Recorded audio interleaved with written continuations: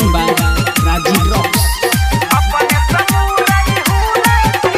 16 बरस में जवान भेलिए, लेने देने करे के समान भेलिए। 16 बरस में जवान भेलिए, लेने देने करे के समान भेलिए। छिए कुंवर नहीं भेलै भटरिया गधन कच्चे ढोरी के नीच में।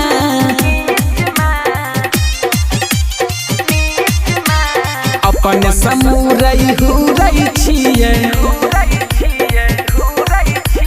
अपन समुरई हुरई छिए, दोनों जांघ के बीच में।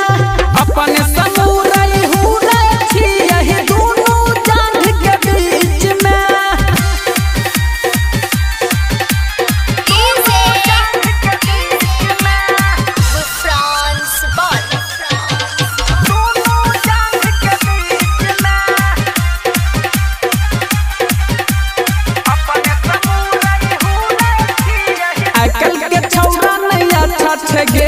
खुल देते नीचा सका छगे, डल देते कहियो बाजार के गे सखी। लगते 9 महीना के बच्चा छगे।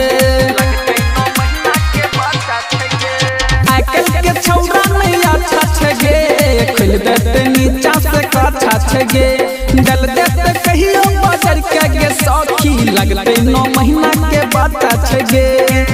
डहर डर के जिए छिए, जंग लागत छै भीतर के चीज में।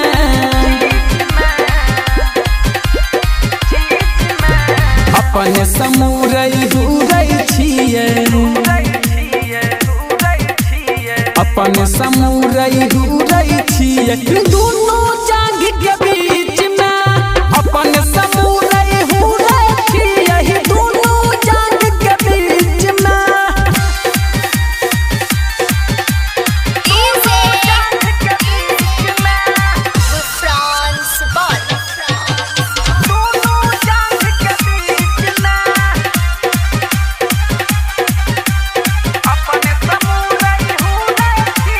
भेले जवानी का लगे, चुबे छे लहंगा संभाल गे। तरपै छिए रोज सजिया पसखी, होइ छे हमर बुरा हाल गे। हाँ गे सखी, भेले जवानी का लगे, चुबे छे लहंगा संभाल गे। तरपै छिए रोज सजिया पसखी, होइ छे हमर बुरा हाल गे। बैठ गेल जबना दुनू अटै नै छै समीज में।